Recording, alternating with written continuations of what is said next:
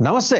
రాష్ట్రంలో ఇటీవల చోటు చేసుకుంటున్న పరిణామాలు, ప్రత్యేకించి కూటమిలో ఉన్న పక్షాల మధ్య, పార్టీల మధ్య జరుగుతున్న డిఫరెంట్ నెరేటివ్స్ బిల్డ్ అవుతున్నాయి. ఆ పార్టీలు ఒక్కొక్కళ్ళు ఒక రకమైన అభిప్రాయం తెలుతున్నారు. బయటకి ఏమీ చెప్పకపోయినా లోపల గుంభనంగా ఏదో జరుగుతుంది. ఓవరాల్గా ఏంటంటే 15-16 నెలల కాలంలో కూటమిలోని మరి కీ అలయన్స్ పార్ట్నర్ టీడీపీ పరిస్థితి, గ్రాఫ్ ఎలా ఉంది అనే దాంతో పాటు ఇంకా ఇతరత్ర ముఖ్యమైన అంశాలు విశ్లేషించడానికి మనతో ఉన్నారు ఆర్టీఐ పూర్వ కమిషనర్, అలాగే జూరిస్ట్ విజయబాబు గారు. నమస్తే విజయబాబు గారు. నమస్తే. విజయబాబు గారు, అంటే 15-16 నమస్తే. నెలలైన తర్వాత it may not be too early, but ఒక పిక్చర్ అయితే వచ్చేసింది. ఆ, పాలక కూటమిలో పార్టీల మధ్య డిఫరెన్సెస్ ఆఫ్ ఒపీనియన్ అసెంబ్లీ వేదికగా కూడా బయటపడుతున్నాయి. సో అసలు ఎలా ఎలా ఉంది సార్ ఓవరాల్ గా? మీకు ఏమనిపిస్తుంది టీడీపీ గ్రాఫ్ చూస్తుంటే? కొంత ఆశ్చర్యకరంగా ఉంది మనకి. ఎందుకంటే సుదీర్ఘకాలం పాటు జర్నలిజంలో ఉంటూ చంద్రబాబు నాయుడు గారి పర్ఫార్మెన్స్, ఆయన వ్యవహార శైలి మనం దగ్గరుండి గమనించేవాళ్ళం కదా.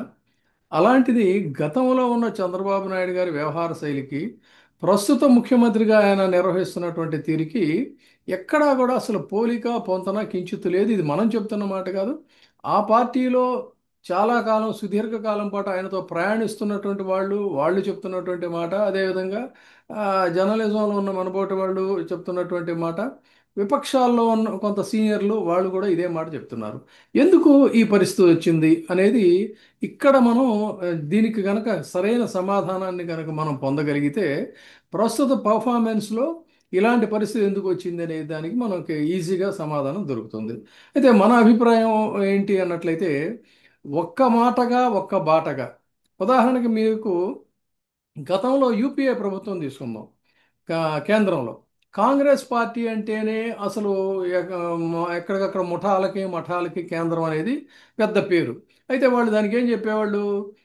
మా దాంట్లో స్వేచ్ఛ ఉంటుంది, మాకు అదే ఇంటర్నల్ బలం, డెమోక్రసీ. అదే బలహీనత అని చెప్పేవాళ్ళు. కానీ యూపీఏలో కూడా ఎక్కడా కూడా అలాంటి పరిస్థితులు లేకుండా సాధ్యమైనంత వరకు వాళ్ళు కూడా చాలా ఐక్యంగా 2 టర్మ్స్ సక్సెస్ఫుల్గా కంప్లీట్ చేశారు.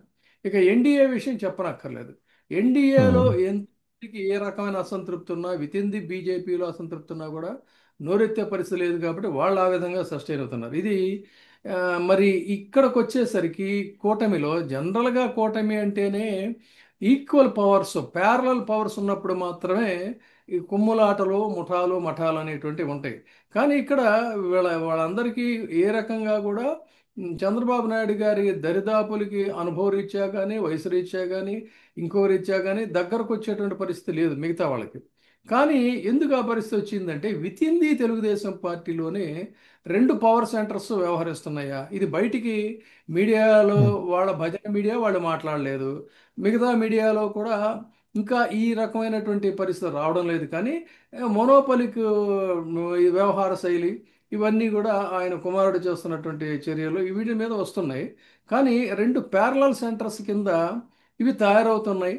ఈ వీళ్ళిద్దరూ 2 ప్యారలల్ సెంటర్స్ కింద అవడం వల్ల ఏంటంటే, తెలుగుదేశం పార్టీలో ఉన్నటువంటి వాళ్ళే సీనియర్లు జూనియర్ల కింద రెండుగా చీలిపోయారని చెప్పాలి. మీకు గతంలో కొంచెం మనకు వెనక్కి వెళ్ళినట్లయితే రాజకీయ చరిత్రలో, ఇంతకుముందు కాంగ్రెస్ పార్టీలో యంగ్ టర్క్స్ అని ఒక ఫోర్స్ ఉండేది. అవును, ఆ యంగ్ అవును. టర్క్స్ అయితే సీనియర్లని ఖాతరు చేసేవాళ్ళు కాదు.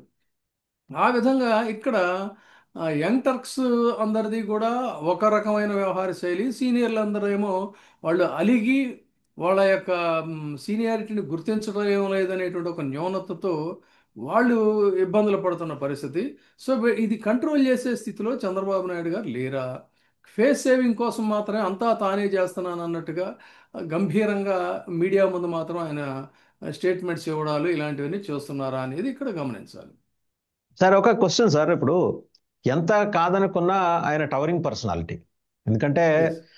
సంక్షోభ సమయంలో కూడా పార్టీని కోడి తన పిల్లల్ని రెక్కల కింద కాపాడుకున్నట్టు కాపాడుతూ వచ్చారు. అందులో ఆయన లీడర్షిప్ ని, అన్క్వశ్చన్డ్ లీడర్షిప్, అన్పార్లర్ పర్సనాలిటీ వాళ్ళ పార్టీ వరకు సంబంధించి ఇంత చేసిన ఆయన ఇవాళ బయటపడుతున్న విభేదాలు, రాజధాని ప్రాంతంలో ఎమ్మెల్యే ఎంపీలు కొట్టుకుంటారు.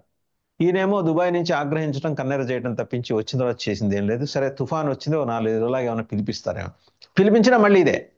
But yes. మెసేజ్ వాళ్ళ అనుకూల మీడియా రాస్తే ఏం ఉండదు, పొరపాటున ఇంకెవరన్నా దాన్ని ప్రస్తావన చేస్తే కేసులు పెడుతున్నారు. బట్ ఇది అడ్రస్ చేసే విధానం ఇదంటారు. ఒకప్పుడు చంద్రబాబు గారు అయితే ఇలా ఉండేవారు కాదు. 95 2004 మధ్య చంద్రబాబు గారు అయితే ఖచ్చితంగా, అవునా కదా సార్? మీరు దగ్గర నుంచి చూశారు. ఆయన గతంలో కూడా మీడియా విమర్శలు చేయకపోలేదు. అంటే వాళ్ళ భజన మీడియా అనేది అది ఎప్పటి నుంచో కూడా మోతకి మోయడానికి దీనికి అలవాటు పడిపోయింది.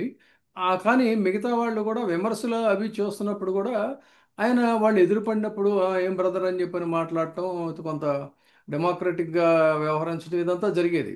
కానీ ఇప్పుడు అసలు చిన్న విమర్శను కూడా సహించలేము, తట్టుకోలేము అన్నట్టుగా వ్యవహరించడం.